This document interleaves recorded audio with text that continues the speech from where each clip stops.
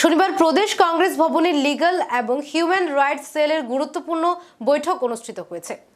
আজকের এই বৈঠকে সিদ্ধান্ত হয় প্রতি মাসে একবার এই কমিটির বৈঠক এখন থেকে অনুষ্ঠিত হবে।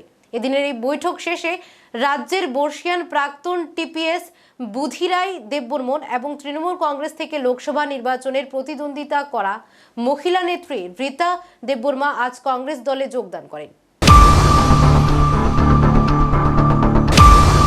आज प्रदेश कांग्रेस लिगल एंड ह्यूमैन डिपार्टमेंटे जे सभा एखाने अनुष्ठित हय आमादेर এই সভায় রাজ্যের বিভিন্ন বারে যারা আইনজীবী হিসাবে কর্মরত প্রায় 40 জনের অধিক সমবেত হয়ে এই দেশে গণতন্ত্র হত্যাকারী সংবিধানের অমান্যতা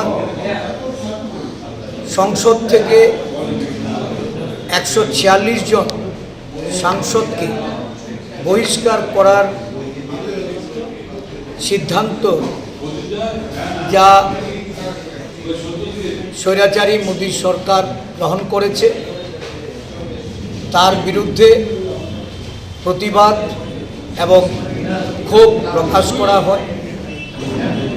এই সভা থেকে প্রতি মাসে একদিন প্রদেশ কংগ্রেস অফিসে লিগ্যাল অ্যান্ড হিউম্যান রাইটস ডিপার্টমেন্টের এক সভা এটা অনুষ্ঠিত হবে ধারাবাহিকভাবে এবং কংগ্রেস দলের সঙ্গে সমন্বয়ের ক্ষেত্রে দল